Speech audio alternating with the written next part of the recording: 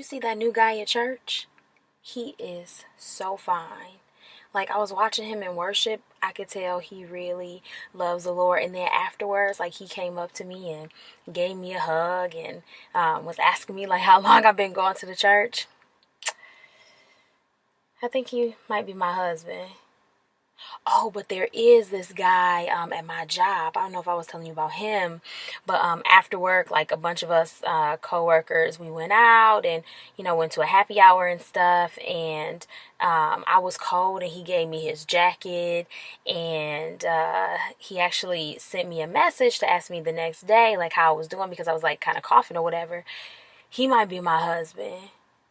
Either way, one of them my husband. Wait. I feel like I'm having deja vu. Like, I feel like you've told me this exact same thing before. I mean, look, I know I thought, oh boy, was gonna be my husband, but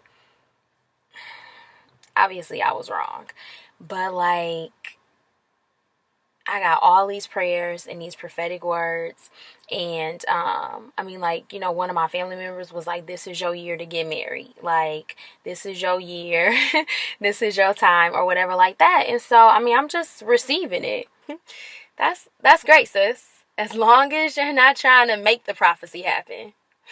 It's not about trying to make something happen. Like, oh boy, at church. When we were talking, when we hugged, like, I felt something. And I know he did too.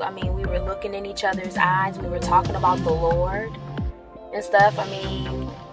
That's not my imagination. And then, oh boy, at my job, for him to text me, good morning and, check on me and stuff like that. Like, he's clearly interested. And hello, like, of course they are. And that's why you want to be selective and prayerful about the kind of man you even let pursue you. Like, marriage is so much more than having somebody. It's about God's purpose. And,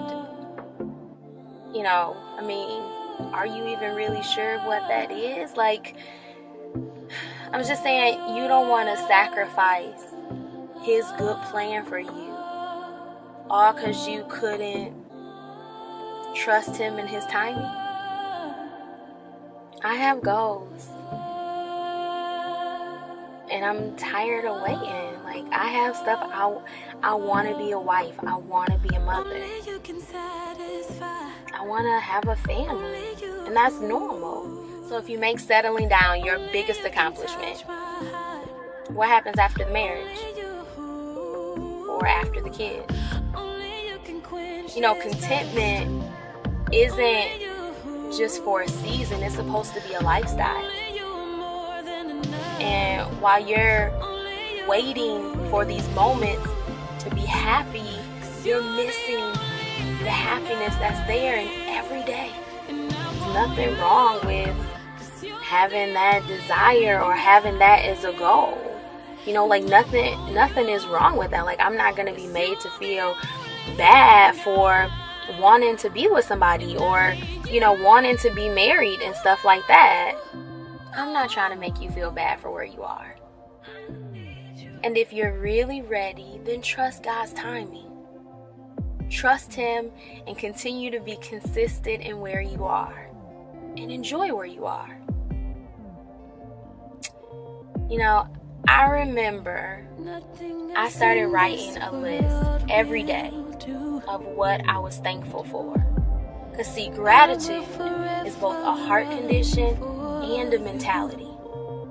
Like, we don't want to get caught up complaining about where we are, so we keep repeating the same go around. It's something about gratitude and a grateful heart that helps break cycles.